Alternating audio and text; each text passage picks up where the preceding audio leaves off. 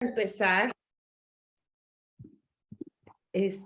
Muy buenos días. Les agradecemos muchísimo su presencia tempranera en esta reunión, en la que, como siempre, ya saben, la Red ProLeer busca presentar pues ponentes y temas que sean muy relevantes para la agenda internacional respecto a la educación, y eso siempre nos da muchísimo gusto. Pero ahora nos da muchísimo más gusto porque se trata de un panel de colegas, es decir, de compañeras muy queridas todas, talentosas en exceso, que hacen trabajo de campo, que hacen trabajo en terreno, que gestionan recursos, cosa que ya sabemos que en nuestros países no es tan fácil, que consiguen que las políticas públicas se transformen, y nos encanta sobre todo porque lo hacen con colaboraciones del mismo ProLeer. Estas propuestas se han, si no gestado, sí inspirado en el trabajo que tenemos ya muchos años haciendo en ProLeer, que ha sido intentar pues modificar las prácticas de enseñanza de los profes, transformar un poco en la medida de nuestras posibilidades, cada quien en su lugar, que las niñas y los niños tengan experiencias mucho más sólidas de aprendizaje y de enseñanza, por supuesto. Entonces, pues nos da mucho gusto, mucho más gusto. A mí me llena de emoción y además personalmente pues tengo un cariño particular con cada una de las ponentes. En esta sesión, en la que se llama Definición de prácticas esenciales para la enseñanza de la lengua, el aporte del trabajo de ProLeer en Chile, Costa Rica y Puerto Rico, vamos a tener estas tres presentaciones. Dos de ellas van a ser con un poco, con dos colegas en dos voces, y una la hará solamente una ponente. No me voy a adelantar a presentarlas porque eso le voy a corresponder a la querida Armida, que nos acompaña como moderadora esta mañana. Yo solamente quería presentar el panel, y la dinámica será que Armida presentará a cada una de las presentadoras o pareja de presentadoras, y luego daremos el tiempo correspondiente y luego las preguntas. Al final haremos un cierre pues de comentarios con todas y todos.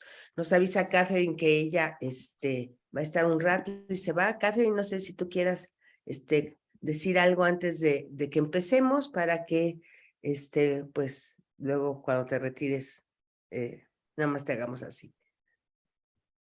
Do you want to say something, Catherine? No. I can't hear you. Oh, yeah. Fue perfecto. Okay. No tengo nada que decir. Ok. Gracias. Bienvenidas nuevamente, Armida, adelante. Gracias, Silvia. Bueno, yo soy Armida Lizárraga y voy a moderar este panel fantástico de colegas con Silvia. La primera presentación tiene dos presentadores. Renata Villers es fundadora y directora ejecutiva de la Asociación Amigos del Aprendizaje en Costa Rica, y Ana María Rodino es investigadora del Estado de la Nación, y nos van a presentar un panel que se llama, titulado La escritura creativa como práctica esencial, un proyecto de Costa Rica. Adelante. Ok. Voy a pedir que otra compañera nuestra, Susana, fantástica, nos ayuda con el PowerPoint. Ok, buenísimo. Bueno, muy buenos días, compañeras del panel y colegas. Como dice Silvia, es muy grato de presentar y discutir y conversar entre una comunidad de colegas en distintos ámbitos, ¿verdad? Hace una década, Amigos del Aprendizaje lanzó el Concurso Nacional de Escritura, Mi Cuento Fantástico, en colaboración con el Ministerio de Educación Pública de Costa Rica, como una campaña nacional para motivar la lectura y escritura desde las aulas de primaria. Hoy queremos compartir con ustedes algunos de los recientes esfuerzos para profundizar el impacto de esta iniciativa en el aula, lo cual ha beneficiado enormemente del acompañamiento de miembros de ProLeer, muchos presentes, además de otros colegas, algunos de ellos también presentes, quienes han generosamente atendido consultas, retroalimentado planes, revisado documentos y colaborado con nosotros en distintas iniciativas, en distintas etapas. Siguiente. Gracias, Susana. Para entender mejor el contexto educativo en que nace Mi Cuento Fantástico, comparto los siguientes datos. Costa Rica es un país de ingreso medio con un PIB promedio por cápita casi a nivel de Chile. Sin embargo, en lo cual aún 4 de cada 10 estudiantes no terminan el colegio, lo cual se relaciona con el hecho de que 7 de cada 10 estudiantes de 15 años muestran un desempeño en comprensión de lectura por debajo o al nivel mínimo de lo necesario para su edad, según datos de PISA 2018. Y en lo cual 5 de cada 10 estudiantes de sexto año, terminando primaria, tienen dificultades para leer y comprender un texto básico, según datos de Leerse antes de la pandemia. Como agravante a esta situación, la mayoría de los niños y las niñas carecen de oportunidades de leer y escribir con un propósito, lo cual repercute en estudiantes sin motivación para leer y escribir. Siguiente. Como sabemos, la lectura y la escritura son procesos paralelos y hay evidencia que el aprendizaje en una de las áreas apoya el mejoramiento en el otro. En la experiencia de Ada, particularmente en poblaciones de bajo clima socioeconómico, familias que no tienen acceso a libros y chicos que no crecen en un ambiente donde básicamente hay actividades cotidianas de lectura y escritura en la familia, la escritura y la lectura a través de historias personales, la llamada storytelling, puede ser una forma muy efectiva para motivar el interés en escribir y leer con un propósito. Desde el 2012, Mi Cuento Fantástico, en conjunto con el Ministerio de Educación Pública y otros importantes aliados, promueve el gusto por la lectura y la escritura en los niños y las niñas, motivándolas a escribir historias que expresen sus emociones, sus inquietudes y sus aspiraciones, y leer los cuentos de otros niños como ellos, publicados por Ada anualmente alrededor del país, en forma de antologías digitales y imprentas distribuidos todos los años a los docentes, los directores y muchos de los niños participantes. Y desde el año pasado, en la nueva plataforma de la biblioteca virtual, los docentes pueden accesar 200 cuentos escritos por niños, para niños, con guías pedagógicas para promover su uso en el aula, en línea con el programa de estudios de español. Y algo que es bonito en las antologías y también en las guías para uso de los cuentos escritos en Mi Cuento Fantástico es el hecho de que tenemos el foto de todos los autores y un breve bio justo para indicar que los niños pueden ser autores de sus propias historias, dignas de ser leídos y básicamente compartidos entre comunidades de otros estudiantes. Cabe mencionar que la participación de los estudiantes de tercer a sexto grado escolar en Mi Cuento Fantástico está canalizado a través del docente a partir de un proceso del aula, lo cual culmina en el envío de 2 de los mejores cuentos al concurso.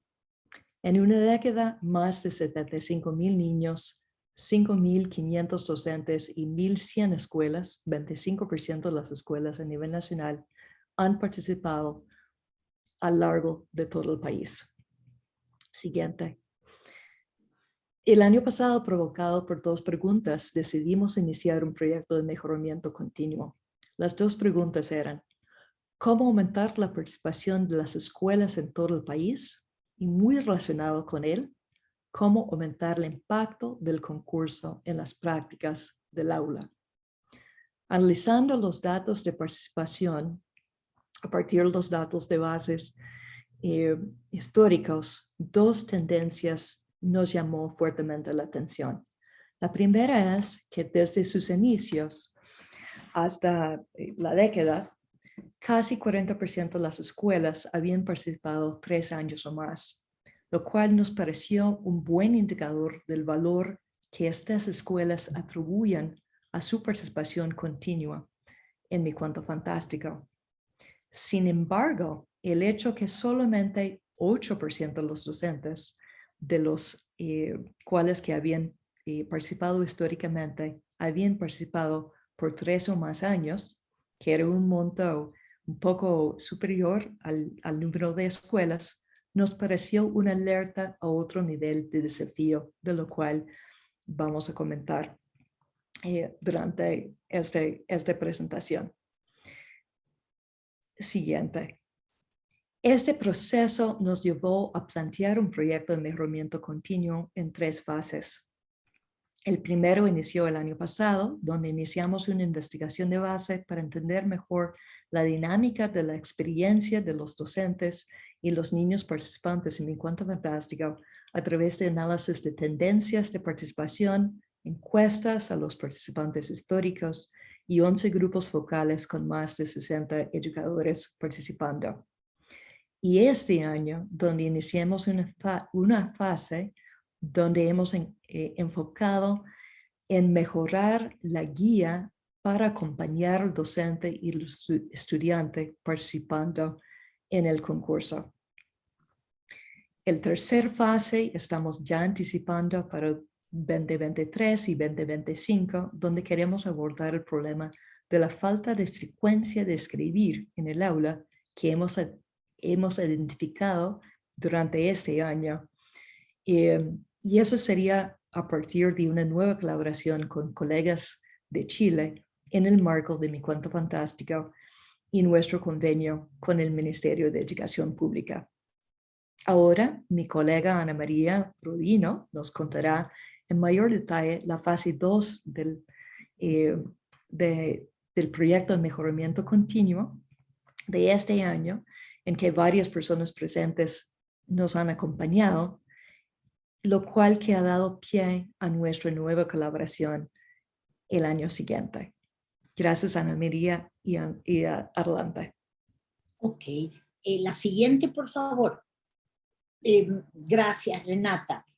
Los resultados de los grupos focales que realizamos a fines de 2021 con maestras que participaron activamente en el concurso Mi Cuento Fantástico revelaron lo que ustedes tienen a la vista.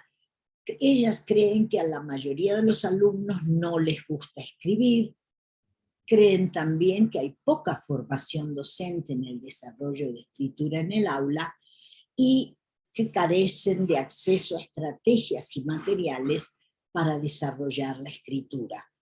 Por su parte, Ada, sobre la base de los datos recogidos en encuestas y grupos focales, identifica que hay una carencia de evaluaciones nacionales sobre escritura que devuelvan resultados al aula. También que hay desconocimiento de las metas de fomento a la escritura en diversos géneros y, asimismo, que hay carencia de material didáctico concreto para facilitar la escritura en el aula. En síntesis, los niños y niñas tienen muy pocos espacios para escribir en el aula y escasa o ninguna orientación ni retroalimentación docente sobre cómo hacerlo. La siguiente. Por esa razón, encaramos un pequeño proyecto cuyos objetivos fueron, en general, desarrollar el núcleo del proceso de escritura narrativa, porque ese es el centro de la escritura para mí, el concurso Mi Cuento Fantástico, y hacerlo a través de una guía docente existente, de manera que apoye la elaboración de las historias para el concurso y al mismo tiempo oriente al estudiantado para motivar y facilitar la escritura narrativa asociada, por supuesto, al plan de estudios. Les aclaro al respecto que la guía existente está publicada en la web, pero nuestras indagaciones con los docentes nos mostraron que era poco conocida y poco usada. Y esto es importante, lo de la incidencia en el aula, porque el propósito de Mi Cuento Fantástico, en última instancia, es mejorar las prácticas de lectoescritura en las aulas. Es una estrategia para llegar a ello. En cuanto a los objetivos específicos, nos propusimos mejorar la guía para docentes que existiera y volver a probar su nueva versión y evaluar ambas versiones con 2 grupos de docentes en 2 ciclos iguales, utilizando la metodología de mejoramiento continuo. La siguiente, por favor. El proceso que realizamos se implementó entre marzo y junio del 2022. Su metodología, que está presentada ahí muy brevemente, implica trabajar con 2 grupos o 2 cohortes de docentes, con un número final que en realidad el inicial es el que está puesto en la pantalla, pero el número final, por una serie de razones operativas que incluso incluyen el problema de COVID, se redujo a 11 maestras, 176 estudiantes y 8 escuelas. El primer grupo o cohorte trabajó con la guía original y el segundo grupo con la guía mejorada, que mejoramos durante el trabajo en el año. Y las mejoras se basaron en sugerencias docentes, observaciones de clase y conocimiento profesional de los investigadores y de expertos consultados, en su mayoría expertos de ProLeer. Bueno, las actividades principales no se las voy a leer, las tienen ustedes presentadas en pantalla, se repitieron en los 2 ciclos con las 2 cohortes. La siguiente, por favor. Nos interesa más mencionar un poco los hallazgos de los grupos focales. El primer grupo nos dice que sí, que se logró motivar el interés en escribir, el que usó la guía original, pero faltó guiar la estructuración y desarrollo de los cuentos. El segundo grupo trabajó con una guía donde se incorporó un elemento, una actividad que resultó muy útil, que es el esqueleto de la estructura narrativa, que permite estructurarla mejor y conectar mejor las sesiones.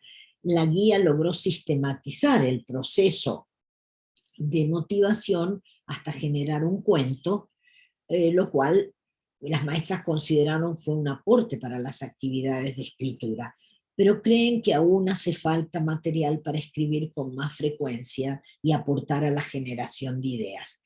No puedo detenerme mucho, pero brevemente señalo que la guía revisada incluyó algunos cambios importantes, como fortalecer teórica y prácticamente la motivación a escribir, introducir ese esqueleto de la historia del que les hablaba.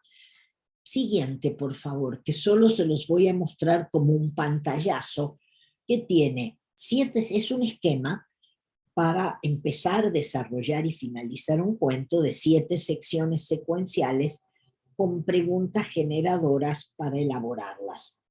Además de eso, incorporamos muchas actividades prácticas en las distintas tareas, labores que hay que hacer al escribir cuentos, y produjimos un buen número de recomendaciones sobre la revisión y retroalimentación docente. La idea fue hacer una guía mucho más práctica que la existente, que era más teórica o discursiva, ¿verdad?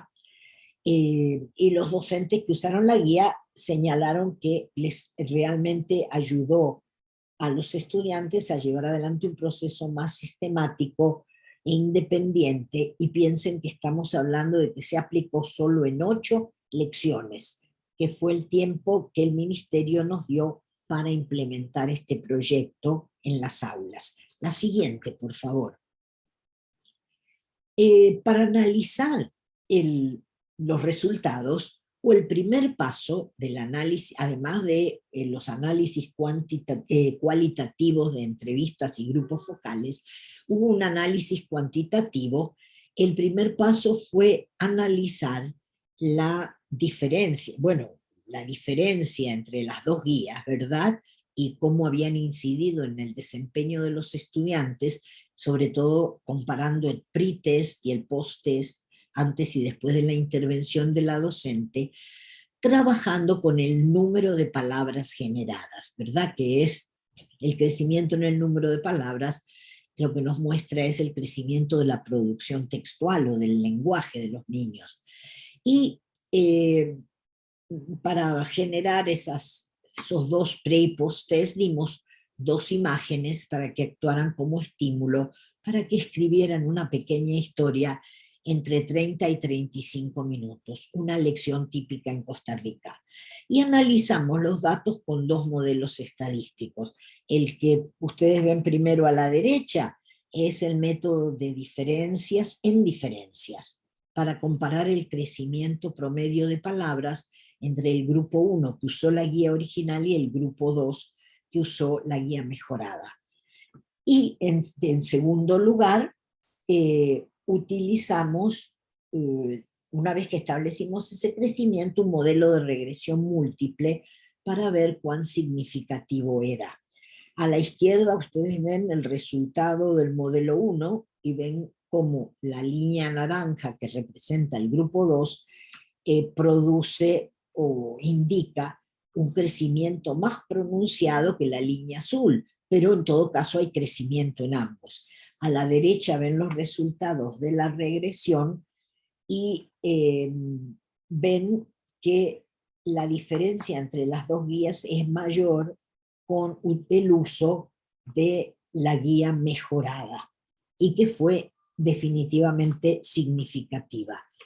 Destacamos que contamos con el generoso apoyo de Joseph McIntyre, profesor de estadística de HATSI. Siguiente, por favor.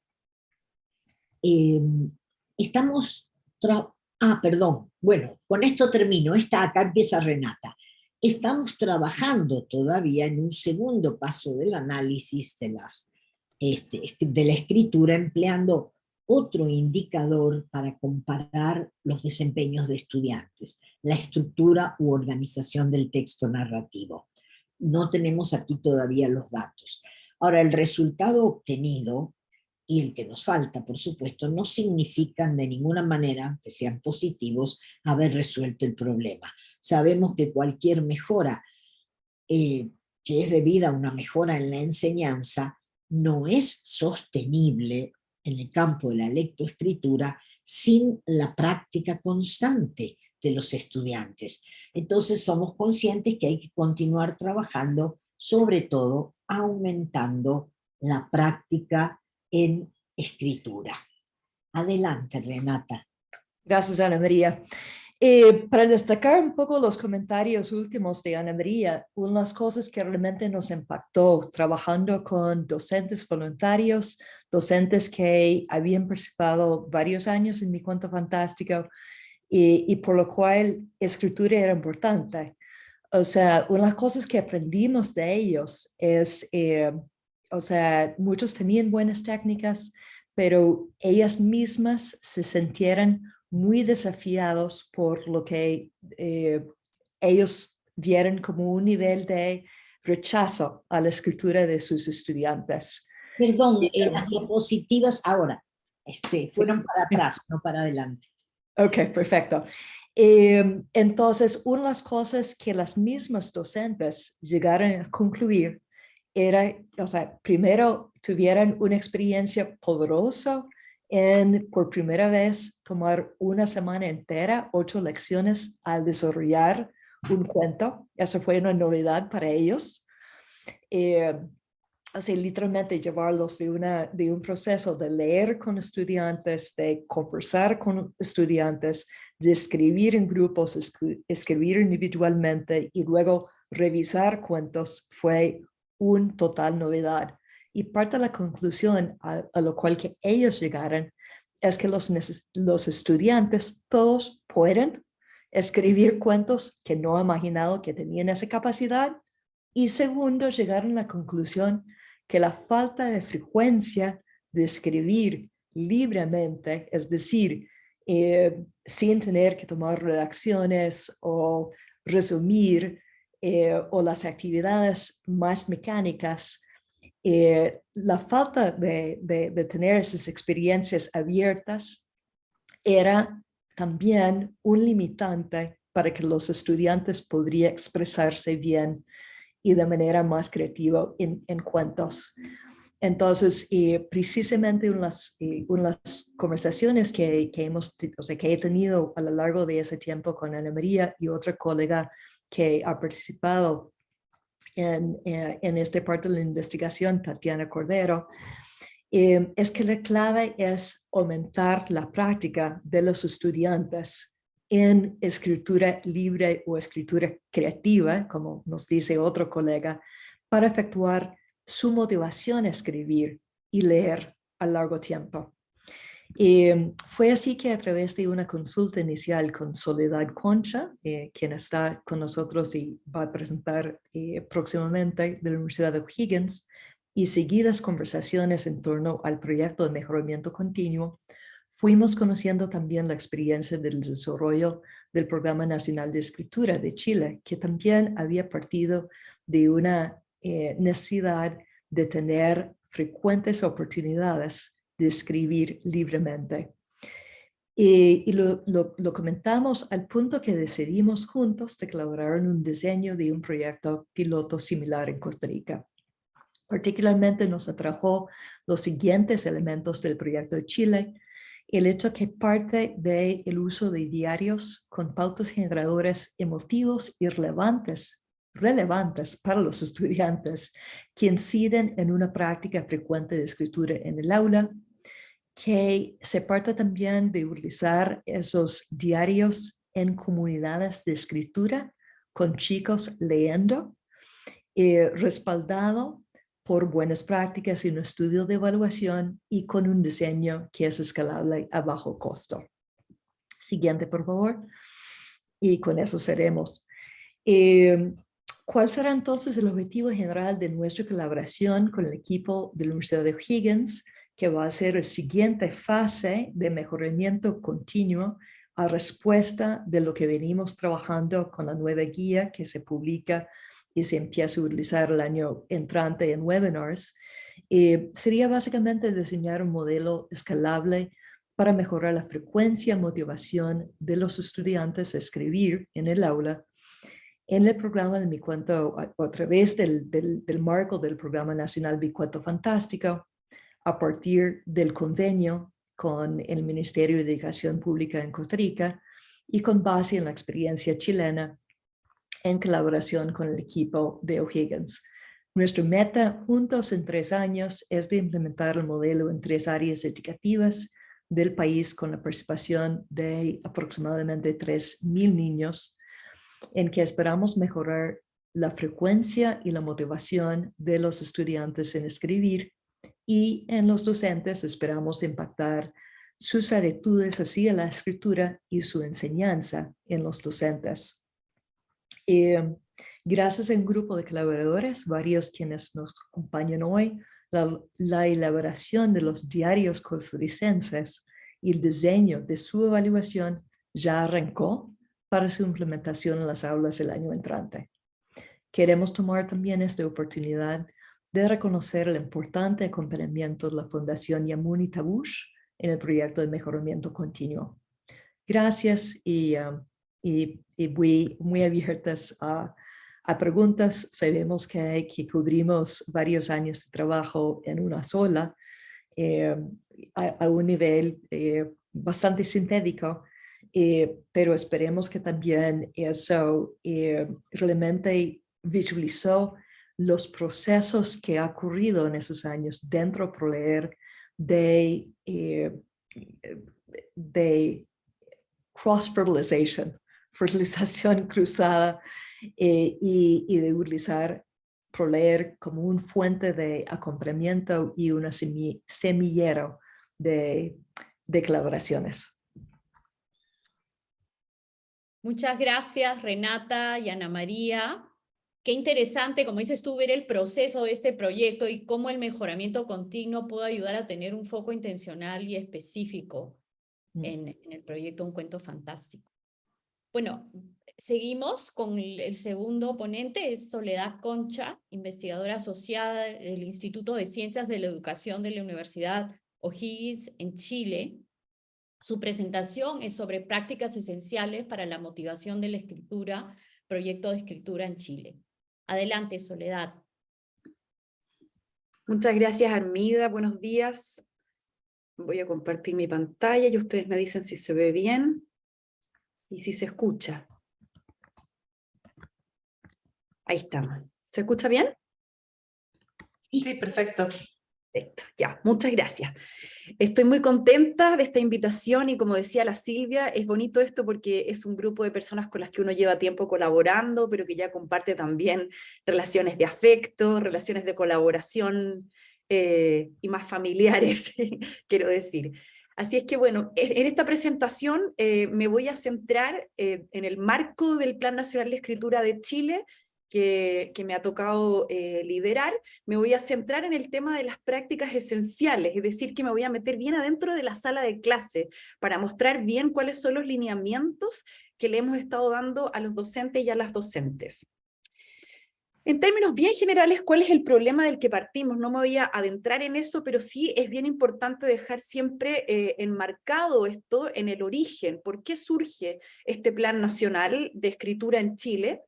Y principalmente porque tenemos bajos desempeños persistentes en escritura entre los estudiantes del sistema escolar, pero también esto se ha visto mucho en el nivel universitario en Chile. Es un problema que se arrastra desde la escuela hasta la universidad. Y esto, lo que es importante decir es que en Chile ha habido muchos años de esfuerzos en políticas que han tratado de mejorar esto y no han tenido éxito para mejorar el desempeño. Hay una muy buena política curricular, con un currículum nacional muy actualizado, en buenas prácticas internacionales. También tenemos mucha política evaluativa, una prueba estandarizada de escritura, pruebas de docentes, estándares de formación inicial docente. Entonces es bien interesante porque el Plan Nacional de Escritura busca entrar, para decirlo como por otra parte, ¿no? Hacer una política que trate de entrar por otro lado que no se ha investigado tanto, que es la sala de clases misma, con una política pedagógica. Además del problema del desempeño, que está bastante bien documentado en datos nacionales y también en investigación, que es creciente en escritura en Chile, tenemos un problema de baja motivación a la escritura entre los estudiantes del sistema escolar chileno. Y eso es principalmente nuestro trabajo, el trabajo de las personas que hemos estado haciendo el Plan Nacional. Hemos demostrado que los estudiantes en Chile a lo largo de su escolaridad van perdiendo gradualmente su motivación por escribir, lo que replica una tendencia internacional, pero es más llamativa en Chile, es más drástica. También tenemos datos de bajo desempeño en escritura entre los docentes en formación. Hay datos nacionales y también hay datos de investigación sobre esto. Hay algunos datos, no suficientes, pero una creciente literatura que nos habla sobre cómo son las prácticas de aula misma de enseñanza de la escritura, y lo que sabemos básicamente es que son prácticas que podemos denominar como poco auténticas, es decir, no son prácticas comunicativas en las que los estudiantes y las estudiantes escriban para audiencias determinadas, o que hablen sobre algún tema que sea relevante para ellos, o que sea motivador esta escritura, sino que en general es un ejercicio bastante artificial, bastante centrado en la mecánica, bastante centrado en lo formal. Y por lo tanto sabemos que es poco motivador para los estudiantes. Y además, y a mí me gusta siempre hacer este punto, esto siempre se da en un contexto nacional específico, y en Chile hay un contexto nacional de protesta sistemática, tanto de los docentes como de los estudiantes, porque hay una falta de sentido en general de la educación escolar en Chile y de la escuela. Y esto es una cuestión que debe ser tomada en consideración. Nosotros no hacemos una didáctica específica que esté fuera del mundo, la didáctica específica siempre está situada, y esta es la situación en Chile en este momento, es decir, tenemos un problema de motivación, pero también un problema de sentido. Y tomando esto en consideración, hicimos nosotros una propuesta de política pública para Chile, que se desarrolló principalmente entre 2019 y 2021, y ahora recién estamos en el convenio para preparar el plan, cómo se va a ir extendiendo desde el año 2023. Y entonces, ¿cuál fue la propuesta? Básicamente, considerando esta situación contextual, pensamos que era importante partir por la motivación a la escritura. ¿Por qué? Porque la motivación predice el desempeño y mejora la disposición a aprender escritura, mejora la disposición a escribir y aprender escritura. Y luego de instalar un ámbito más motivado, con personas que quieren hacer esto, que tienen disposición, seguir con la didáctica de la escritura. Nos vamos a centrar, y nos hemos centrado desde 2019, tanto en motivar a estudiantes a escribir, como motivar a docentes a escribir y a enseñar escritura. Y, como voy a detallar a continuación, el centro de esta parte de la política, que es la parte centrada en la motivación, es promover la creación de comunidades de escritores en las que escribir sea valorado para la comunidad y que las personas reflexionen en conjunto, tanto sobre los contenidos como sobre la forma de la escritura. Ahora voy a ir profundizando sobre estos puntos. Entonces, básicamente, ¿qué dice la literatura internacional? En dos palabras, digamos, no me voy a centrar en el marco teórico, pero que la motivación es un constructo que es tanto emocional como cognitivo, y aquí está la clave. Es decir, motivarse a escribir no significa solamente que a mí me gusta escribir, que tengo una disposición emocional positiva, que sí existe, sino que esa disposición emocional también tiene una dimensión, o empuja, para decirlo, una dimensión cognitiva. Es decir, si yo tengo una disposición emocional positiva a escribir, también pongo más atención, también pongo más esfuerzo y también persisto más en mi trabajo de escritura y también en mi trabajo del aprendizaje de la escritura, en mi participación como estudiante en la clase de escritura.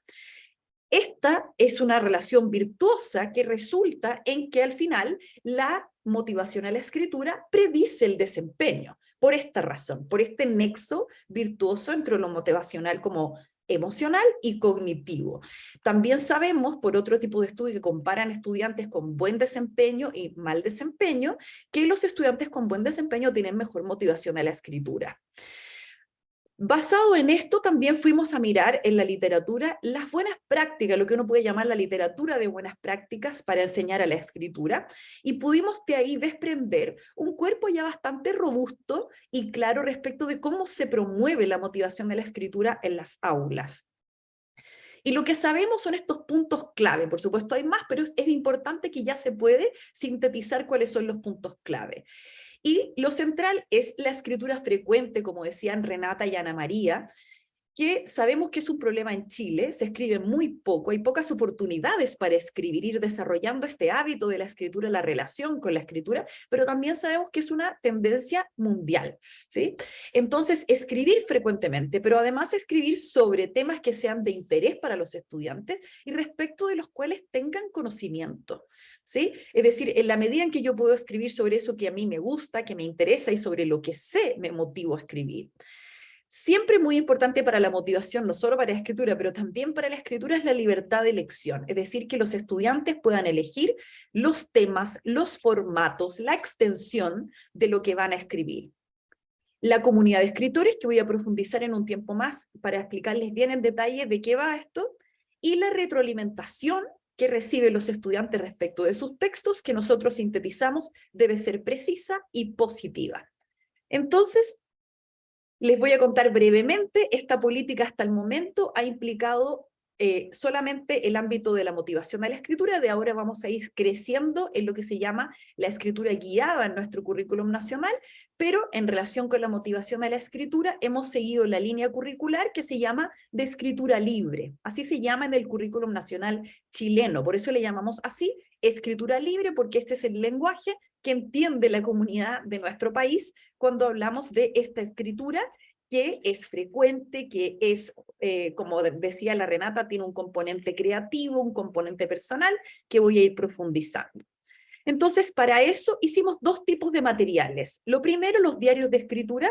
Aquí yo les muestro 3, pero son 12, puesto que nosotros estamos trabajando con todo el sistema escolar, desde primero básico hasta cuarto medio, digamos, a la salida del sistema escolar. Por lo tanto, hay un diario de escritura por cada nivel escolar, y al interior de cada diario hay alrededor de 50 ejercicios que promueven, empujan la escritura libre sobre distintos temas personales, sociales y también temas de ficción. Acompañando esto, hicimos un documento que es el que hoy voy a profundizar para ustedes, que es el documento de lineamientos docentes. Este documento que yo les estoy mostrando aquí a la derecha es el nuevo, que va a salir en 2023, pero que es una versión revisada de lo que nosotros ya hicimos desde 2019. Y creo que lo clave en esto es que es un documento que nosotros hemos ido desarrollando, tanto, como quien dice, de arriba hacia abajo, considerando la literatura internacional de buenas prácticas, pero principalmente lo hemos hecho con un trabajo de implementación piloto de los diarios de escritura, recogiendo lo que las y los docentes que han usado estos diarios nos dicen que funciona en su implementación. Por lo tanto, son documentos que recogen buenas prácticas de lo que ha funcionado en Chile, es decir, que son viables, son realistas respecto de lo que se puede hacer y acogen una diversidad de maneras en que esto se puede implementar. Hay un documento que es específico para primero y segundo básico, porque son los niveles escolares en los que los estudiantes recién están adquiriendo el código, así que nos pareció que merecía una lineamiento más específico, pero que comparten buena parte lo que tiene el otro documento que ustedes ven que es desde tercer grado hasta ya cuarto medio, adolescente, porque son lineamientos muy generales. Aquí hay un pequeño muestra para que tengan una idea del contenido de los diarios de escritura. Estos son algunos de los ejercicios que yo tomé aquí para mostrarles a ustedes, que tienen un poco de ejercicios de niños más pequeños y unos niños más grandes, pero ¿qué me interesa ilustrar acá? Si ustedes ven, los ejercicios de los diarios de escritura libre impulsan a una relación con la escritura que es bastante personal. Es decir, por ejemplo, instrucciones para calmarse cuando estás nervioso o asustado. Esto apela a la experiencia personal. Pone al estudiante o lo dispone a escribir conectando con su vida personal, conectando con sus problemas reales, conectando con sus intereses reales. Otra pregunta, para ti, ¿qué es lo mejor que tiene la vida y por qué? Son preguntas serias, son preguntas filosóficas, son preguntas de filosofía para niños, si ustedes quieren, de pensamiento crítico, de análisis de la propia vida, que de verdad los estudiantes se invierten en esto, ¿no? Se invierten porque tiene que ver con ellos, por eso les motiva.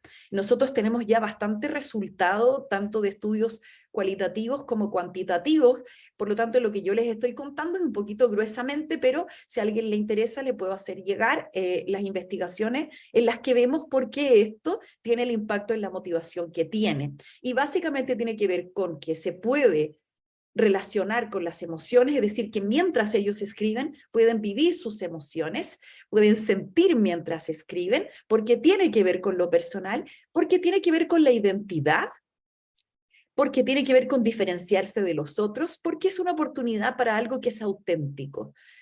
Imagina que tienes el don de escuchar todo tipo de conversaciones. ¿Qué conversarían dos pájaros sobre un cable? Tus zapatos adentro del closet. También hay oportunidad para reírse, para jugar, para hacer ficción, para ficcionar la propia vida, etc. Ok, avanzo un poquitito entonces. Lo que voy a hacer ahora es que estoy poniendo ahí al centro el documento de lineamientos que está enmarcadito ahí en rojo. No lo voy a leer, sino que yo voy a ir mostrándoles a ustedes en detalle cuáles son los puntos clave que tiene el documento de lineamientos docentes. Entonces, en primer lugar, la descripción general de en qué consisten las prácticas esenciales para la escritura libre. El documento lo que indica para los docentes, lo primero es que una práctica esencial de la escritura libre es que se pueda crear un clima de confianza. Es básico para la escritura libre que las y los estudiantes sientan que hay como una sensación de bienestar y de confianza, un ambiente amable que invite a escribir, a tomar riesgos con la escritura, a experimentar con la escritura. Además, que haya oportunidad para la escritura frecuente y para eso se recomienda a las y los docentes que establezcan rutinas, es decir, escribimos todos los lunes, o escribimos todas las mañanas, 15 minutos, o escribimos tales y cuales días de la semana, semana por medio, como ellos puedan y como se adapte a su realidad, a las exigencias que tiene cada docente en su escuela, pero con tal de que sean rutinas de escritura frecuente instalada. Además, que los estudiantes puedan escribir sobre temas de interés, y para eso nosotros aportamos el recurso de los diarios de escritura libre, y que haya oportunidades para leer lo que se está escribiendo y para conversar sobre lo que se está escribiendo. La escritura, además, nosotros les indicamos a los docentes, puede ser individual, pero también puede ser colectiva en la medida en que surja espontáneamente o que las y los docentes formen grupos pequeños en los que los estudiantes puedan compartir los ejercicios de los diarios de escritura. La lectura de los textos escritos debe darse siempre voluntariamente, y ahora yo voy a profundizar por qué esto es tan importante. Y, por supuesto, la libre elección de forma, contenido y extensión para escribir los ejercicios de los diarios. Eso quiere decir que algunos docentes, de hecho nosotros hemos observado, le dicen a los niños, abre el diario y haga el ejercicio que usted quiera. Otros docentes les dicen, aquí hay 3 ejercicios que me gustaría que ustedes escojan de estos 3, pero que haya oportunidad y sensación de libre elección. Una cuestión muy importante es que les decimos a los docentes y a las docentes que este trabajo no se califica, no es un trabajo para estar haciendo normas de ortografía, para estar revisando la gramática. Este es el momento para la motivación de la escritura, no se califica y no nos centramos en la cuestión mecánica ni formal. Ok, ¿cuáles son ahora las prácticas esenciales que estamos comunicando en los lineamientos docentes para crear una comunidad de escritores? Cuestiones claves. Esta comunidad es una comunidad que escribe y habla sobre la escritura en torno a temas que son de interés personal y colectivo. Es decir, que los temas tienen que ver con la vida personal, como les decía, con la vida cotidiana, pero también el diario permite que se vaya dando una conversación sobre cuestiones que son propias e de interés de cada cultura. Es decir, con estos ejercicios da la posibilidad para que, si es una comunidad rural, aparezcan temas que son de interés para esa comunidad rural, una comunidad urbana va a ser distinta, las comunidades de escritores van a ser todas diferentes. El diario se va a ir flexibilizando en ese sentido, va a ir apelando a la experiencia personal, y esas experiencias que salgan van a ser propias de esa cultura. También hay temas de contingencia, nos hemos dado cuenta que a los estudiantes de educación media les interesa mucho lo que está pasando en su país, lo que está pasando en el mundo. Y esta comunidad de escritores acoge esa conversación en torno a los textos que tienen que ver con estos temas a partir de los reactivos de los diarios. ¿Qué es importante de la comunidad?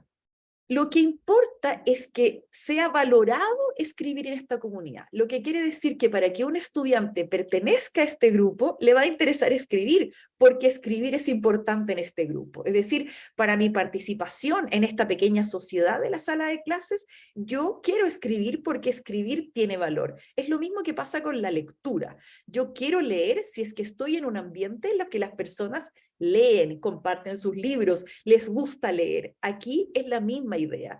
Queremos generar un ambiente, porque el interés y la motivación son comunitarios y también son individuales. Porque existe en el medio, existe luego de manera individual. Es muy importante que en la comunidad entonces se disfrute escribiendo colectivamente y hablando sobre la escritura, leyendo lo que se ha escrito, y que la participación, y esto tiene que ver con el diagnóstico que yo les decía de falta de sentido de la escuela, falta de sentido en general de la práctica pedagógica en el aula, que sienten los estudiantes y que nos reportan los docentes. La participación en torno a los diarios de escritura en esta comunidad debe ser espontánea, debe ser voluntaria y auténtica, ¿sí? Es decir, no es una preguntas y respuestas artificiales, que es lo que suele ocurrir en la sala de clases, sino que las personas participan porque de verdad están interesados en los temas, porque de verdad quieren intervenir, porque son temas que les afectan personalmente.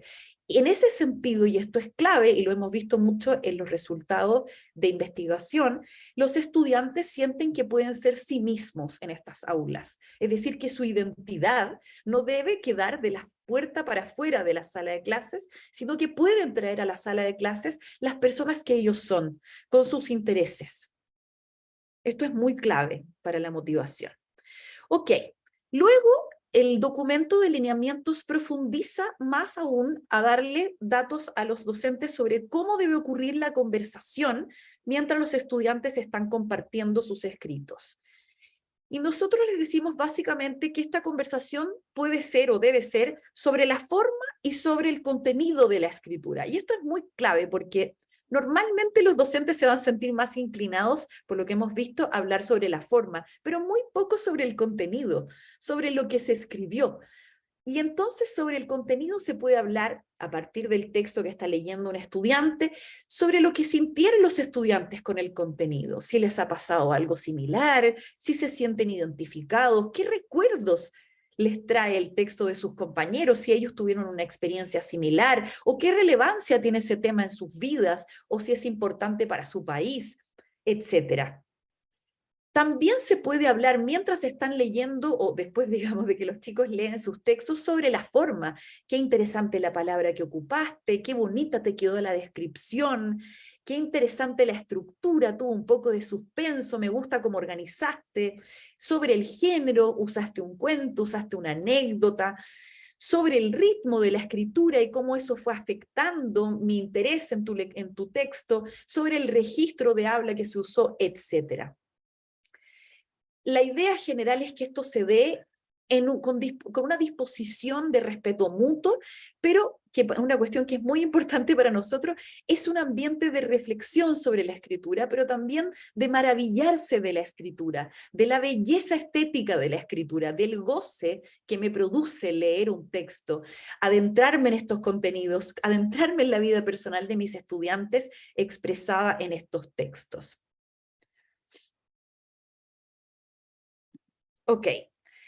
También damos lineamientos específicos respecto de cómo se retroalimenta esta escritura. Y este punto es bastante crítico porque en general, a pesar de que nosotros tenemos un currículum, como les decía, muy actualizado en buenas prácticas, sabemos que los docentes en Chile eluden enseñar escritura porque sienten que la retroalimentación escrita, estudiante por estudiante de cada texto, es demasiado ardua y que no les cabe dentro de su planificación. Así es que nosotros les indicamos que esta retroalimentación puede ser oral. Puede ser una retroalimentación, si ustedes quieren, más impresionista, en el sentido de que yo leo lo que el estudiante escribió o lo que él leyó frente a sus compañeros y compañeras, y yo le puedo hacer un comentario rápido sobre lo que más me llamó la atención. Todo texto tiene algo destacable, algo lindo, algo que es digno de ser relevado. Y esa retroalimentación sabemos que afecta la motivación a la escritura cuando es individualizada. ¿Sí? Los chicos se van a motivar por seguir escribiendo porque su docente leyó lo que escribieron. Esto es un punto absolutamente clave que nosotros hemos descubierto en nuestra evidencia. Si un chico escribe algo, entrega su corazón en esa escritura y nadie lo lee, de verdad que no es tan motivante. Pero si mi docente me leyó y encontró que estaba muy bien, va a crecer mi sensación de autoeficacia como escritor, mi actitud frente a la escritura, mi disposición a escribir en el futuro. Entonces la retroalimentación debe ser individualizada y debe centrarse en lo positivo, porque aquí estamos centrados en motivar a la escritura, en mejorar esa motivación que sabemos que es muy baja y que va descendiendo. Y una cuestión que es muy importante, la retroalimentación también es una oportunidad para aprender sobre la escritura, y por eso debe ser precisa. Así es que les damos lineamientos muy específicos para que no digan, muy bien, qué bien tu trabajo, porque esa retroalimentación es positiva, pero no es precisa, no hay oportunidad para aprender. Es mucho mejor decir, qué excelente el nivel de detalle con que describiste al personaje, qué buena palabra seleccionaste para ilustrar cómo se sentía en este momento, ¿sí? En lugar de decir bien o muy bien o buen trabajo. Este momento no es un momento para corregir, como les decía, pero sí es un momento para dar sugerencias sobre cómo continuar. Es la actitud de un docente que se maravilla con lo que escribió su estudiante, que disfrutó el texto y que le puede dar buenas ideas para mejorar. ¿Qué pasaría si es que ahora tu personaje hiciera esto o lo otro? O dado que estás hablando sobre tu opinión política, qué importante sería que tú pudieras profundizar más sobre este tema, pero desde el entusiasmo, ¿sí? Desde un interés genuino de mejorar o enriquecer este texto. Una cuestión muy importante también, y que nosotros la fuimos descubriendo en la implementación piloto, porque de verdad que no se nos ocurrió antes, eso pasa, ¿no? Cuando uno, por eso es tan importante la mejora continua, ¿no?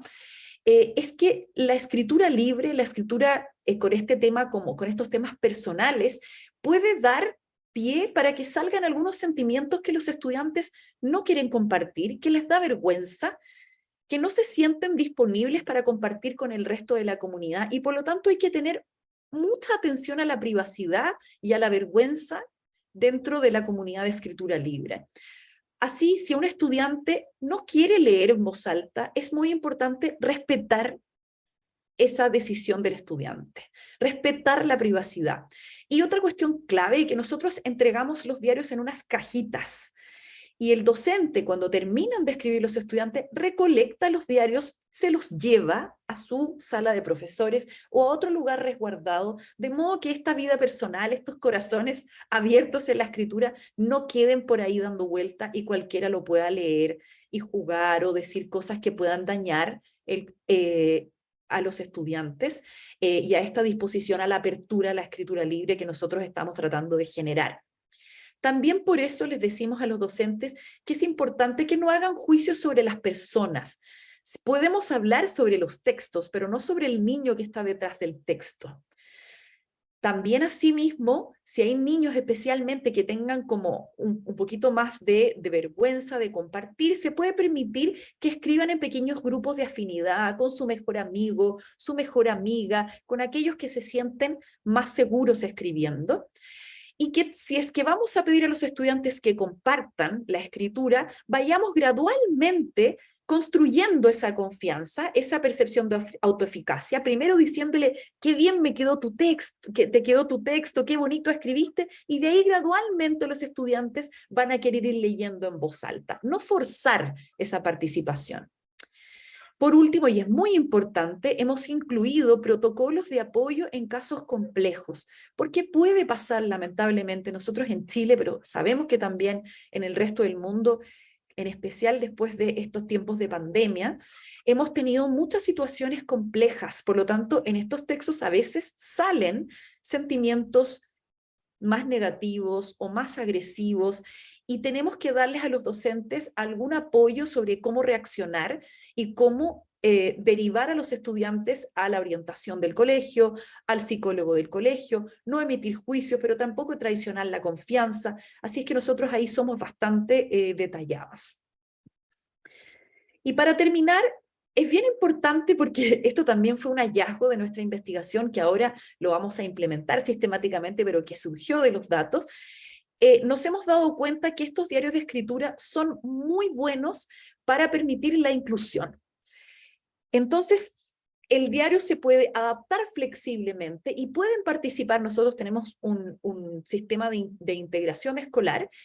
Pueden participar estudiantes, por ejemplo, que aún no sepan leer y escribir, o que tengan dificultades motoras para hacerlo, o discapacidad auditiva, discapacidad visual, Algunas discapacidades cognitivas también están representadas en estos grupos en las aulas de Chile, y por lo tanto nosotros damos lineamientos para que esos estudiantes puedan, por ejemplo, participar escribiendo con ortografía inventada o como ellos puedan escribir, o pueden dictarle al docente, a la docente, el texto que quieren escribir, o usar la nota de voz del teléfono, pueden hacer un dibujo también, y que lo hemos visto, que participan de la escritura cuando hay un grupito pequeño escribiendo, aunque no escriben, pero por lo menos participan de la toma de decisiones, dan ideas de qué se puede escribir. También que en Chile es muy importante, porque tenemos una gran población migrante haitiana, permitir también, si hay chicos que vienen llegando, que aún no dominan el español, que puedan escribir en su lengua materna.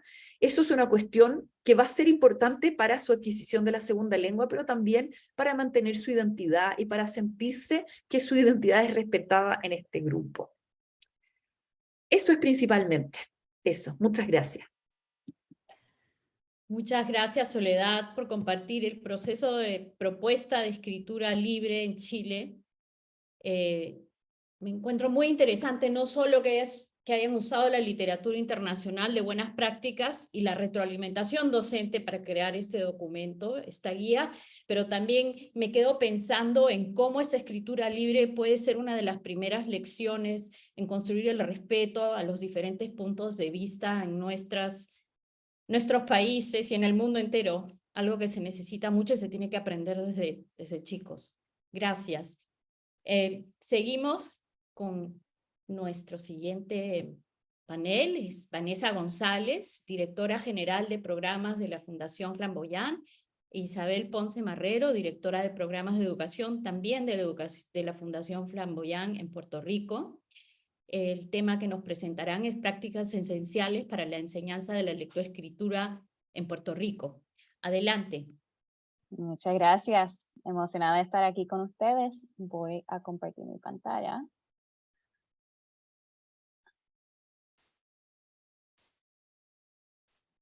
Okay. ¿Se ve bien? Perfecto. Sí, perfecto.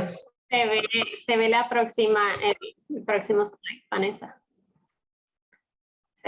En Presenter View. Ahora. Perfecto, gracias. Pues, muchas gracias por la oportunidad. Como bien mencionaron, mi nombre es Isabel Ponce y soy directora de programas de educación aquí en la Fundación, y me va a acompañar Vanessa. Lo vamos a hacer de manera simultánea. Vamos a dividirnos la presentación, y para darles un poquito de contexto de qué es la Fundación Flamboyant. Nosotros tenemos oficinas aquí en Puerto Rico, pero también tenemos oficinas en Washington, D.C. y trabajamos, ¿verdad?, para lograr que cada niño tenga la oportunidad de vivir una vida plena sin importar las circunstancias en las que haya nacido. Para nosotros es bien importante el impacto en la educación pública, así que nuestros esfuerzos de aquí a ver, tenemos ese gap de 8 años, es enfocarnos en hacer que todos los estudiantes lean a su nivel en español cuando terminen el 3er grado, y queremos catalizar esto para promover la lectoescritura aquí en Puerto Rico y que esto se pueda dar. Y para darles un poquito de contexto sobre nuestras escuelas, ¿verdad? El 74% de estudiantes de escuela, de nuestros estudiantes de kindergarten tercero asisten a las escuelas públicas del país. Contamos con 843 escuelas entre los niveles de kindergarten a 4º año, y es el 81% de estos estudiantes que asisten al sistema de educación pública, al Departamento de Educación, provienen de hogares bajo el nivel de pobreza.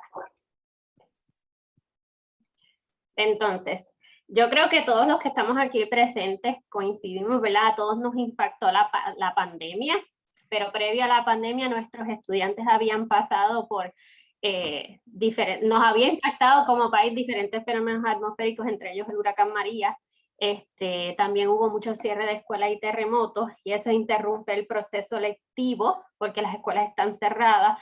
Y recientemente, hace apenas 2 semanas, también pasó otro huracán, el huracán Fiona, que devastó mucha parte de la isla, específicamente en el área sur, y las escuelas ahora mismo sirven como refugio, así que nuevamente tenemos escuelas cerradas y esto afecta el tiempo que los estudiantes pasan en la sala de clases porque no se puede dar clases, no hay luz, agua y otras cositas que son importantes para poder funcionar como escuela. Para darles información sobre el estado de la lectura aquí en Puerto Rico, estos resultados que ven aquí son resultados que obtuvimos, ¿verdad?, de lo que es la prueba META. La prueba META busca medir el aprovechamiento académico en las materias de español, matemática e inglés como segundo idioma. Actualmente en Puerto Rico no contamos con datos específicos para medir la proficiencia en lectoescritura, así que esta prueba no necesariamente, ¿verdad?, se enfoca en estas destrezas, pero sí nos da una idea de cómo están los estudiantes en la materia de español. Y lo que sí sabemos y lo que nos preocupa es que casi un 40% de los estudiantes en tercer grado no alcanza niveles de proficiencia en la materia de español. Así que esto es alarmante. Estos datos tampoco los obtenemos disponibles para estudiantes de kindergarten a segundo grado, así que Meta no se ofrece en esos niveles, y eso es un problema, ¿verdad? Porque no es hasta tercer grado que sabemos cómo es que ellos van progresando, y no específicamente en el área de la lectura y la escritura. Para ofrecer un poquito de contexto, en el 2018 nosotros ofrecimos el capítulo de ProLeer en Puerto Rico, ¿verdad? Publicó 2 investigaciones en un tema que llevamos a cabo, y luego de esto asistimos a una de las conferencias y allí aprendimos sobre los Literacy Essentials de Michigan.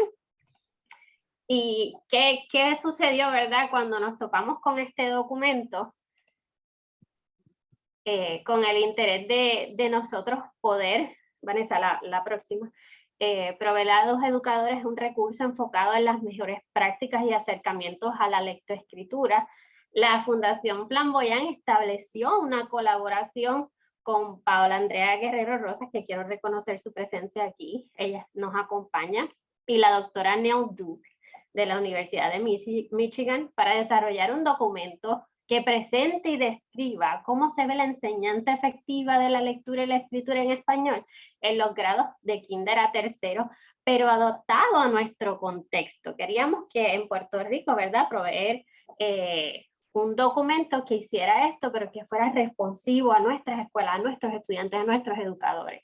Así que de ahí sale esa colaboración y se crea el documento. Esto es un conjunto de prácticas efectivas para el nivel primario en Puerto Rico y han sido seleccionados mediante un proceso colaborativo entre investigadores y profesionales con experiencia pedagógica en Latinoamérica y el Caribe, y a partir de evidencia metaanalítica o sistemática publicada en los últimos 10 años. Se hizo, ¿verdad?, esa revisión exhaustiva de literatura y prácticas efectivas, y luego de que se tuvo un documento casi final, se invitó a expertas locales para que hicieran la revisión del documento, ¿verdad?, y dieran sus sugerencias y recomendaciones para hacerlo aún más responsivo a nuestra realidad, a lo que pasa aquí en las escuelas de Puerto Rico. ¿Y cuál es nuestra visión? Queremos establecer una definición sobre la lectoescritura basada en evidencia para instrucción temprana de alta calidad. Esto implica, ¿verdad?, revisar las políticas públicas, las prácticas de los educadores, y también requiere una inversión de recursos. Eso es sumamente importante. Ahora yo los voy a dejar con Vanessa para que ella les presente un poquito qué es Todos a Leer. Bueno, antes de que Isabel presente un poco más sobre qué son esas prácticas que se desarrollaron, quería compartir cómo es que esas prácticas forman parte de este esfuerzo más abarcador que se llama Todos a Leer. Y Todos a Leer se refiere a 2 cosas.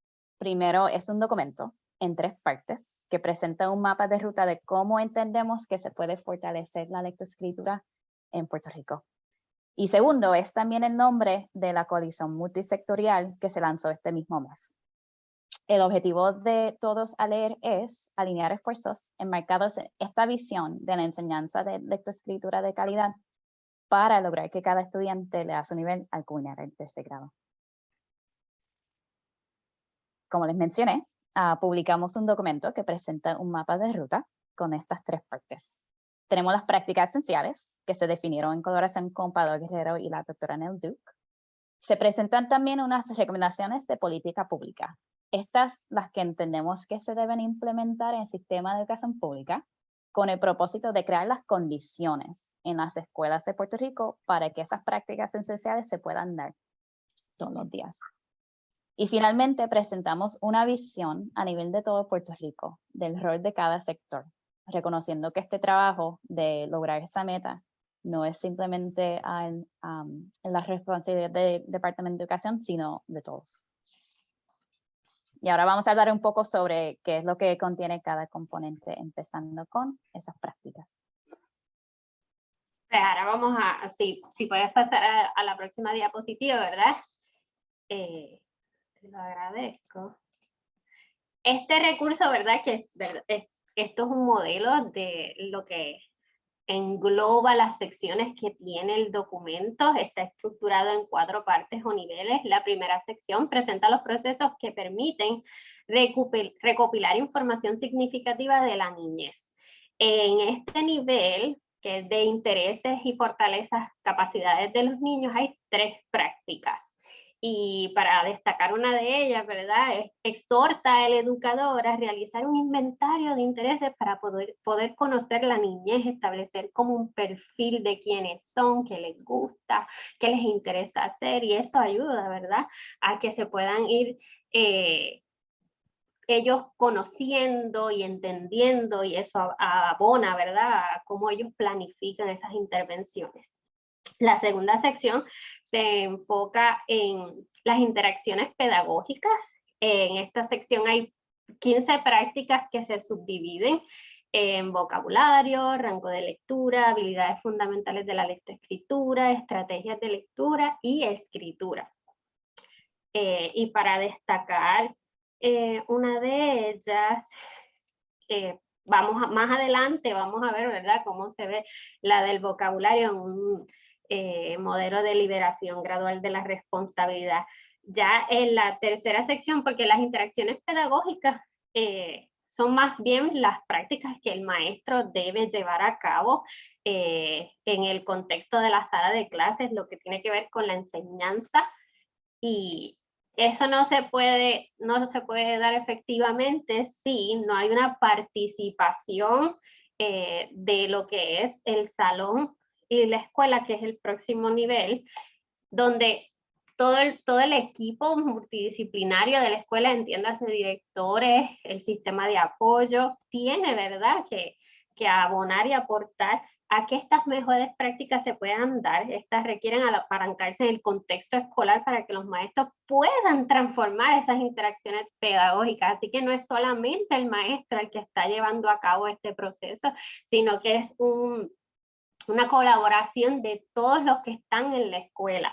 Y también es importante que se incluya a la familia y a la comunidad en estas colaboraciones, ¿verdad?, para que los niños encuentren ese apoyo adecuado fuera de la sala de clases, pero en su contexto inmediato. Y en el nivel de escuela y salón hay 9 prácticas, y una de ellas es evaluar formativamente. Y en el nivel de familia y comunidad tenemos 5 prácticas, de las que me gustaría resaltar, ¿verdad?, que hay que garantizar el acceso a libros en casa. Y esto no quiere decir que hay que comprar libros para regalar a los estudiantes, sino que debe haber un sistema que provea el que los niños puedan tomar libros de la biblioteca de aula o prestados, o que puedan tomar libros de la biblioteca escolar, o que haya un espacio de comunidad que les permita el que ellos puedan tener ese acceso a los libros. En algún lugar debe haber un espacio donde ellos puedan tener ese acceso y llevarlos a casa y leer en familia y tener ese apoyo adicional a lo que ocurre dentro del salón de clases. Entonces, como les había mencionado, ¿verdad?, estas prácticas específicamente las que son de interacciones pedagógicas, se estructuran en un modelo para la enseñanza y el aprendizaje. Este modelo se ha utilizado en muchas intervenciones y prácticas educativas que la investigación ha demostrado como eficaces. Por ejemplo, los estudios de la enseñanza efectiva de las estrategias de comprensión lectora a menudo emplean y aplican este modelo de liberación gradual de la responsabilidad. Y como ven, ¿verdad? No es cíclico, no tiene números, porque puede darse de una manera bien flexible. No hay una forma específica en la que el educador deba comenzar. A medida que el contenido o las tareas se vuelven más complejas, los maestros vuelven a pasar por estas fases, pero como bien mencioné, las fases deben utilizarse con mucha flexibilidad. Y las maestras pueden empezar proponiendo a los niños utilizarla de una manera independiente, como pueden presentarla, como si, ¿verdad? Si ven que la presentan y los niños ya tienen algún conocimiento sobre ese tema o esa estrategia, entonces pueden ir a la aplicación guiada de las destrezas o reunir información para ver, ¿verdad? Para configurar cómo se va a dar esa enseñanza de esas estrategias o de esas destrezas. Y aquí tenemos un ejemplo de cómo se ve ese modelo de liberación gradual de la responsabilidad en la enseñanza del nuevo vocabulario. La maestra podríamos, ¿verdad?, pensar que la maestra va a ir desde la enseñanza explícita y ella va a presentar ese vocabulario y va a explicar y a modelar cómo se va a utilizar esa nueva palabra. Pero después de que se da ese espacio, van entonces a la aplicación guiada, donde se crean esas oportunidades para que los niños utilicen la palabra, las palabras que se presentaron en esa enseñanza explícita, en grupos pequeños entre ellos, que la lleven a la acción. Y luego, ¿verdad? El maestro permite o facilita o destina tiempo para que los niños usen esas nuevas palabras en sus conversaciones, en su escritura independiente, pero eso no quiere decir que el maestro, ¿verdad?, desaparece. El maestro queda ahí presente, simplemente le da esa oportunidad de explorar cómo ellos van a utilizar ese nuevo vocabulario que ellos aprendieron y que fueron por un proceso que no necesita ser específicamente. Eso va a depender de dónde esté el estudiante, porque los maestros ya realizaron una evaluación formativa y constantemente están viendo en dónde están ellos en cuanto al proceso. Así que ahora yo los voy a dejar con Vanessa para que ella nos hable un poquito de los otros componentes. Este es el componente para los educadores, que tiene un impacto en la sala de clases, en la escuela y en la comunidad, pero también entendemos que es sumamente importante que se reconozca que hay que hacer otras tareas, ¿verdad?, para que esto se dé de una manera adecuada, ocurra. Bueno, en la segunda parte de Todos a Leer, presentamos algunas de las medidas que entendemos que se deben implementar en el Departamento de Educación específicamente para alinear las políticas públicas con estas mejores prácticas. Y todas las recomendaciones caen en una de estas áreas. Por ejemplo, entendemos que es primordial que todos maestros cuenten con la preparación para poder enseñar a escribir alineado con estas prácticas. Entonces, una recomendación que presentamos es la revisión del reglamento de certificación para que la certificación de K3 incluya un requisito de cursos sobre esto mismo, que ahora mismo no es parte de esos requisitos para la certificación de maestros.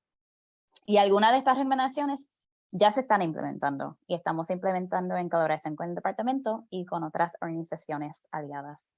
Por ejemplo, hemos estado colaborando recientemente en la revisión y administración de una prueba de la mecánica de la lectura para atender ese mismo reto que mencionó Isabel de la falta de datos sobre cómo es que están nuestros estudiantes hoy y en particular en tercer grado.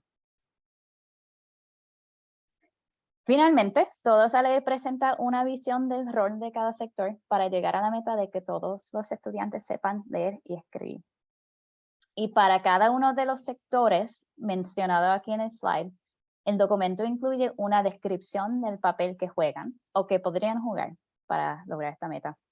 Esta sección hace una llamada a estos sectores para que prioricen la lectura y activen iniciativas dentro de sus propios ámbitos. El 1 de septiembre fue el lanzamiento oficial de Todos a Leer, así que para ser honesta, estamos ahora mismo en comienzo de lo que entendemos que va a ser un esfuerzo de varios años. Ese mismo día publicamos el mapa de ruta. Se anunció una coalición inicial que está compuesto de representantes de todos esos sectores que acabamos de mencionar. Y el secretario de Educación también endosó estos esfuerzos y confirmó el compromiso del Departamento de Educación. En esta foto puedes ver al secretario junto con Paula Guerrero, nuestro director ejecutivo Carlos y también la doctora Nell Duke, que estaban presentes para esa actividad. Aquí pueden encontrar el documento y leer más sobre la coalición en la página todosaleer.org. Isabel les presentó un resumen bastante general de las prácticas, pero pueden ir y encontrar el documento y leer todo el detalle que está detrás de ese marco y también ver las referencias que usaron ese proceso de investigación para asegurar que estas prácticas realmente fueran basadas en la evidencia. Y como mencioné, este va a ser un esfuerzo de varios años, así que se pueden mantener conectados a través de nuestras redes sociales para que vean cómo es que vamos a este camino. Gracias por el espacio y por el compartir estas experiencias. Muchas gracias, Vanessa e Isabel, por compartir el proceso de prácticas esenciales aterrizado en políticas públicas en Puerto Rico y nos hace pensar nuevamente, porque cuando estamos en el proceso de implementar programas o hacer investigación, siempre nos olvidamos de que esto es un proceso a largo plazo, ¿no? Entonces, gracias por traernos de nuevo a ese check. Y gracias a todos los panelistas por sus presentaciones que nos dejan pensando en las muchas oportunidades que tenemos para seguir empujando el aprendizaje en nuestros niños. Ahora vamos a hacer algunas preguntas del público que han salido aquí y tenemos 2 minutos para responder. La primera pregunta es de Silvia para Ada. ¿Han considerado analizar los datos del estudio con criterios estructurales? Creo que podría dar elementos concretos y muy valiosos para la enseñanza. No sé si... Silvia, sumamente interesante. Creo que vas a tener que indicarnos, o sea, en qué consiste, ver cuáles son factores estructurales. Pues básicamente los que ustedes promueven con esa guía que les dan de los 7 puntos serían sus elementos estructurales que podrían medir en pre y post, porque así podrían saber qué tan efectivo es su instrumento. Y además, algo que convendría comentar, hace muchos años yo hice una investigación sobre narrativas y encontramos suficiente evidencia que nos indicaba que el número de palabras, si bien habla de mayor productividad, a veces habla de menor precisión. Es decir, escribir mucho no necesariamente significa escribir mejor. Y eso, bueno, quienes hacemos trabajo en la universidad lo sabemos, ¿no? En cuanto le pones límite de palabras a los estudiantes, empiezan ahí las crisis terribles de no sé cómo decírtelo con ese número de palabras, ¿no? Entonces, bueno, la estructura es un indicador un poquito mejor del avance, ¿no? Sí, justamente uno de los comentarios de Ana María que fue que el segundo proceso es que ya estamos evaluando los mismos reactivos para la estructura, pero hay que dar cuenta de que eso fue 8 lecciones en la cual que se aplica básicamente este guía, lo cual es muy poco tiempo, nos parece, para ver cambios en la estructura narrativa. Vamos a verlo. Pero a tu comentario, sí, bien entendemos de que la cantidad de palabras al final no va a ser la meta, pero lo que sí comentan mucho los docentes es su frustración de que los chicos no logran producir texto.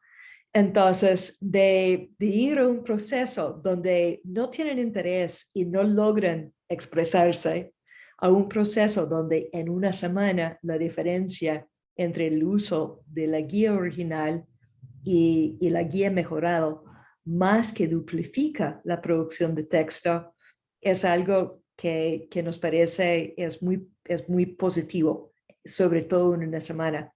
Entonces, claramente la meta es irnos hacia factores como estructura y otros. Pero excelente comentario. Tal vez, o sea, vamos a tocarte cuando estamos en ese proceso de análisis. Ana María tenía. Solo para aclarar o aportar algunos de los elementos preliminares que estamos barajando, por supuesto que queremos complementar la cantidad de la producción con algún indicador que se acerque a medir la calidad del texto, sin que esto sea exhaustivo, ¿verdad? Solo el aspecto estructura tampoco es el único. Uno podría considerar la originalidad, el uso del lenguaje, el vocabulario, pero vamos a trabajar, todavía estamos viendo cómo construimos ese indicador, pero con elementos como que el texto tenga una división clásica en una introducción de la situación, un desarrollo secuencial, por supuesto, y un final.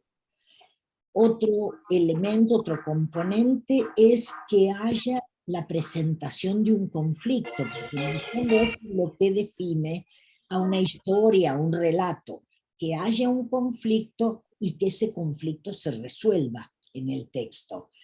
Luego tenemos otro aspecto de esta especie de indicador sumativo, que es la presentación de los personajes. Están presentados con claridad, están caracterizados, etc.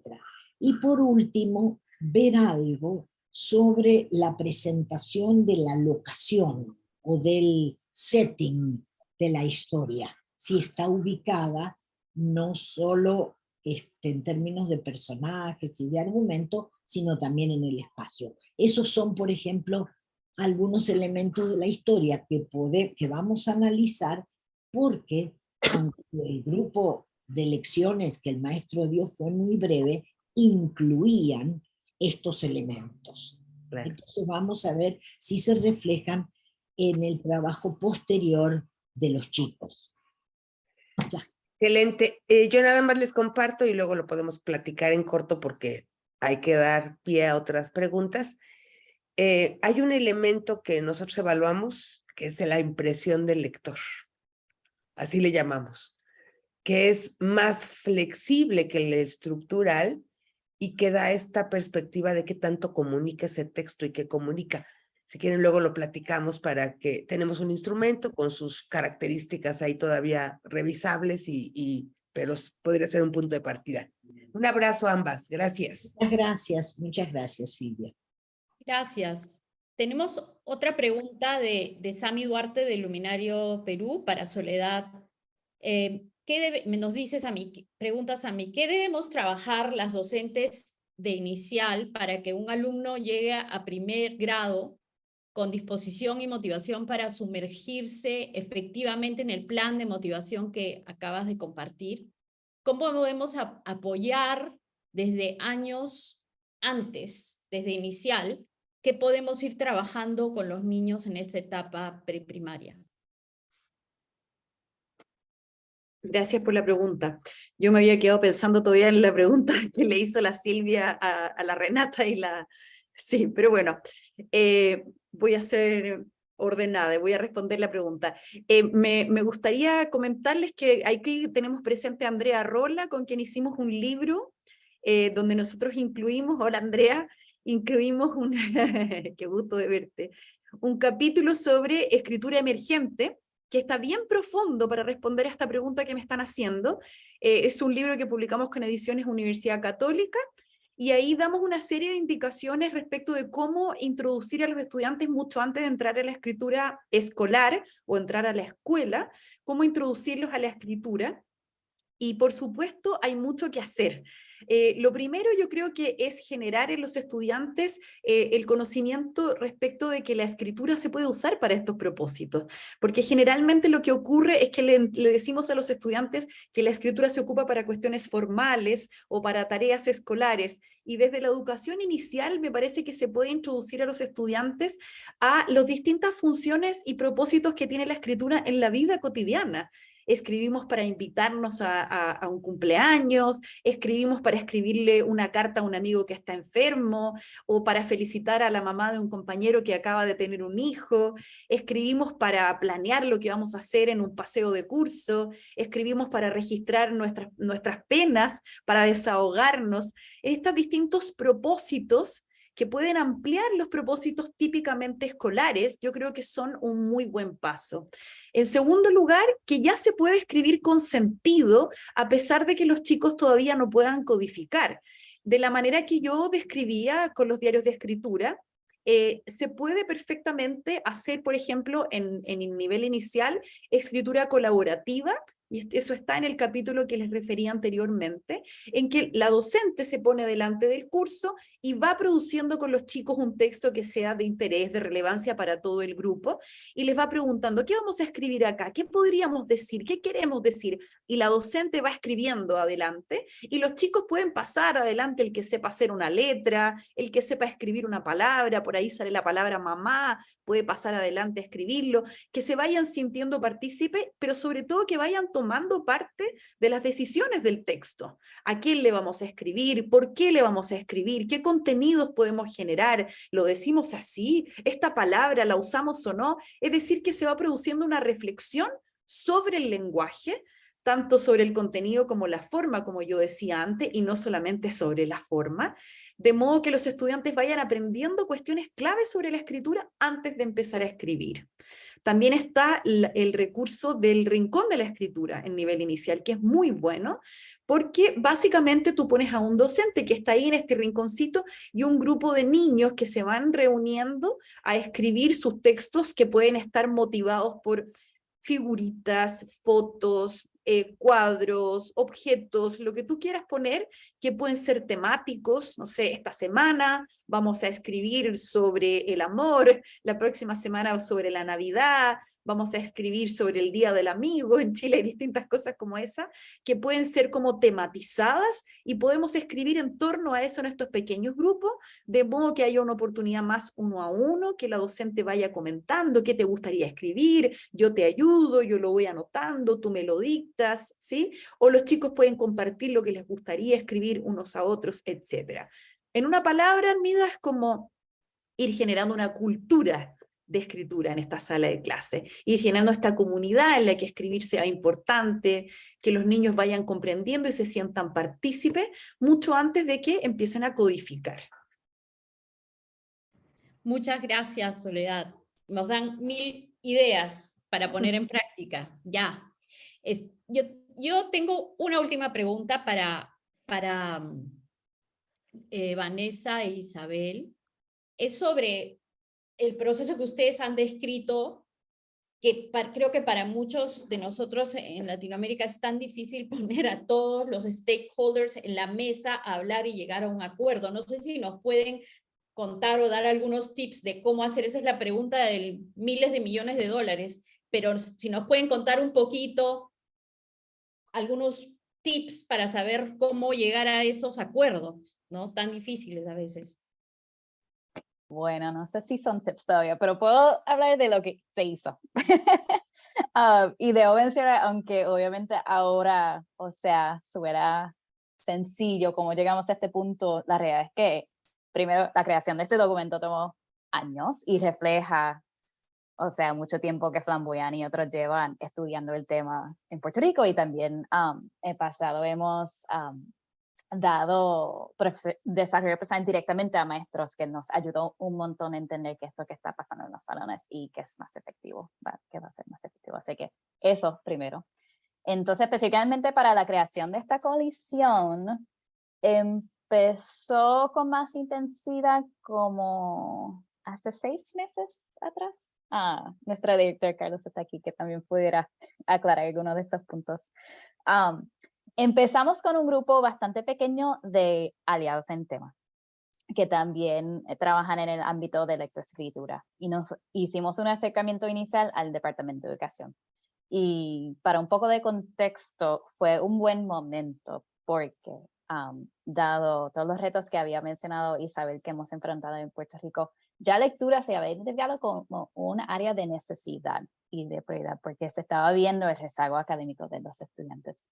Así que aunque nos encontramos en un contexto bien difícil, esa urgencia esencial, o sea, abrió la puerta para empezar este diálogo, porque ya desde el comienzo del año escolar 21-22, el secretario mismo había empezado a decir, mira, esto es la prioridad número 1 para estar trabajando. Entonces, fue un buen momento para decir, mira, queremos colaborar con ustedes y tenemos estas recomendaciones de cómo es que se pudiera trabajar eso. Y empezó allí, y entonces se montó lo que llamamos un comité timón, que ahora es un grupo pequeño de otros non-profits y fundaciones junto con el Departamento de Educación y algunas personas claves, o sea, unos roles claves dentro del Departamento de Educación, más bien de la Oficina de Asuntos Académicos y de Español y Educación Temprana. Ese grupo decidió adoptar esta visión y también ha estado estableciendo esa estrategia para la coalición multisectorial. Como 2-3 meses atrás fue que realmente empezamos a darle forma a este lanzamiento y empezamos a hacer unas reuniones individuales con actores claves de cada sector. No intentamos llegar a todo el mundo, pero lo que queríamos era como que lograr ese compromiso y tener ese endoso de diferentes grupos, por ejemplo, de agencias públicas, Departamento de Familia, que ellos son los que atienden los programas de Head Start, que es, o sea, preescolar y antes, que entendemos que es esencial para el desarrollo de lectura y escritura en K3. Que otras inversiones de non-profits que atienden necesidades de niños, especialmente niños en comunidades bien vulnerables. Nos comunicamos con, o sea, las expertas que habían revisado las prácticas esenciales para nosotros también formaron parte de ese grupo inicial. Así que la intención era presentar esta United Front cuando se presentó esto. Y ahora lo que estamos haciendo es, y esto, para ser honesta, esto es un poco lo que se diría building the plane as we're flying it. Ahora es que estamos formalizando con más detalle 2 otros grupos que entendemos que son los grupos que van a continuar después de este lanzamiento. Primero, esa coalición multisectorial, dándole forma a unas convocatorias a través del año donde vienen y hablan de lo que están haciendo dentro de sus sectores y que están supervisando la implementación de este mapa. Y entonces hay un grupo técnico que entendemos que debe ser ese grupo que está más enfocado en el detalle de la implementación de política pública y que en esa mesa debemos tener personas del Departamento de Educación de oficinas claves, no solo los que mencioné antes, pero planificación, desarrollo personal, recursos humanos, porque una de las recomendaciones es la inversión en especialistas de lectura, que es un puesto que no incluye ahora, así que también entendemos que es importante que sea un grupo que rompe con los silos que existen en el departamento. Y que también en la mesa estén otros expertos de lectoescritura fuera del departamento, incluyendo algunas de esas expertas que mencionamos. Así que eso es lo que entendemos, es esa estructura detrás de este esfuerzo que va a ayudar a asegurar que se implemente. Gracias, muchas gracias. Un poco la voluntad política, la rigurosidad técnica y los implementadores, pero todos hablando en la mesa el mismo idioma, es lo que están tratando. Gracias. Bueno, muchas gracias a todos por estar aquí. Los voy a dejar con Silvia para el cierre y nada más. Muchas gracias, Armida. Pues agradecerles a Renata, a Ana María, a Soledad, a Vanessa e Isabel por compartir sus experiencias en este panel. Nos quedamos con esta invitación a sistematizar y documentar nuestras prácticas esenciales para la enseñanza de la lectura y la escritura. Creo que todas y todos y nuestros colegas docentes con los que trabajamos hacemos mucho constantemente en las aulas y a veces no lo sistematizamos. Entonces es una invitación a hacerlo y a fortalecer nuestra reflexión sobre la enseñanza. Y decirles a todas las ponentes que sus proyectos son un destilado, realmente nos han hecho el favor de destilar las experiencias de docentes y académicos, y por eso son muy valiosas, pero además tienen alcance nacional, por lo que tienen un gran número de beneficiarios, tanto docentes como estudiantes. Y que sean un proyecto nacional, pues significa que ustedes son magas de la gestión. Y en eso va mi admiración profunda, porque hacer gestión en Latinoamérica es algo muy complejo. Y yo quisiera invitarlas y comprometerlas a que también nos compartan en otro momento un poco sobre cómo se hace esa gestión y cuáles son los elementos, las prácticas esenciales para tener éxito en la gestión político-académica, porque los académicos, pues perdón, yo tengo 0 habilidades de gestión y veo que hay muchas personas en este grupo. Andrea, por ejemplo, es otra maga de la gestión, que hacen maravillas. Y pues por todo eso, por mucho más, estamos muy orgullosas de su trabajo. Enhorabuena, muchas gracias por compartir esta mañana este panel, y muchas gracias a todas y todos quienes nos acompañaron en el público, activamente haciendo comentarios, y pues esperamos seguirnos viendo tanto en esta modalidad como en una modalidad presencial pronto en ProLeer, como ha propuesto, por si no lo oyeron, Catherine hace rato, que antes de irse, que decía que quizás podríamos mantener las 2 versiones. Les mando a todas y todos un abrazo. A mí me emociona verlas en las mañanas, es una manera maravillosa de despertar, y un abrazo muy cariñoso. Hasta pronto. Una alegría encontrarnos. Hasta pronto. Gracias a